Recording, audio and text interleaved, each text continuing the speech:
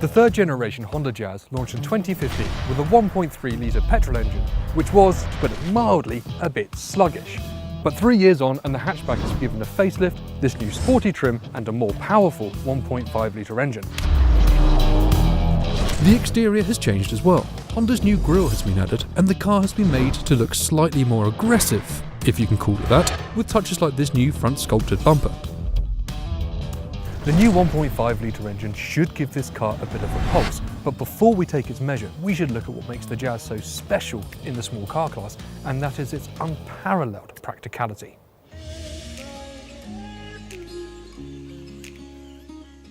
Thanks to a combination of large doors, low sill height and squarish shape, it's really easy to get in and out. Grab handles are also located inside if needed. As you can see, I've got loads of space back here.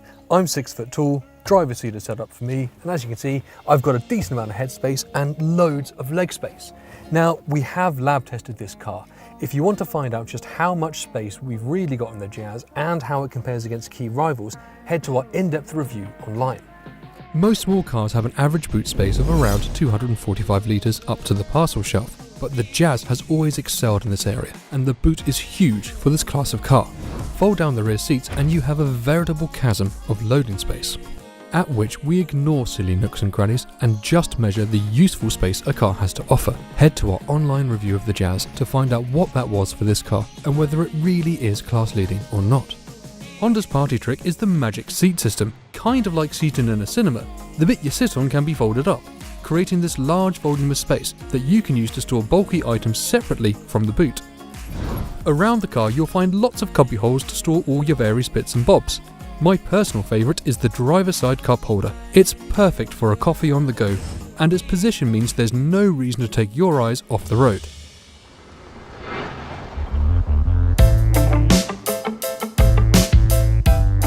When we lab tested the 1.3 Petrol, our experts remarked it was like driving with the handbrake on. Now, happily, that's not the case with this 1.5. We've got 130 horsepower under the hood, and though it's not what you'd call incredibly nippy, it does have what it takes to no longer feel sluggish.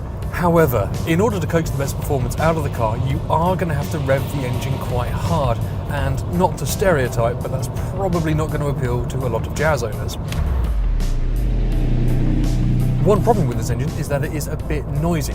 Now, you're going to notice this most when you're accelerating, particularly up to motorway speeds. When you hit 70 miles an hour, the sound won't just fall away either, like it does a bit in the 1.3. Instead, you get this persistent drone in the background.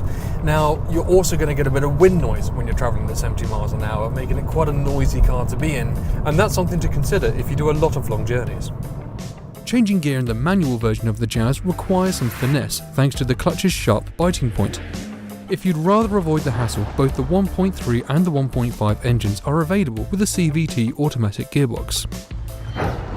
The ride is quite firm. Go over a pothole and you'll really feel it, even more so when you're sat in the back. Fuel economy wise, the official claim for this engine when paired with the manual gearbox is 47.9 mpg. Considering the average for this class of car is around 55 mpg, that's not particularly impressive. Plus, almost every car we test does not come close to achieving its official fuel economy figure. Head to our online review to find out what mpg we measured from this car and to find out how clean or not the engine really is. A low point is the Honda Connect entertainment system. Standard on the SE trim and above, it feels old-fashioned, will take time to get familiar with and generally lags behind key rivals. If you get it with SatNav, the interface feels like you're looking at an old map as opposed to sophisticated navigation. To compare, the system in the rival Ford Fiesta is more responsive, easier to use, and looks a lot more modern. We're happy to report that the 1.5 litre engine does breathe some much needed life into the Jazz. It's still far from perfect given the noise, the data tech and the firm ride, but the main draw of this car will always be just how useful and practical it is. To see how it stacks up against key rivals and to find out how reliable this car is, go to which.co.uk/car.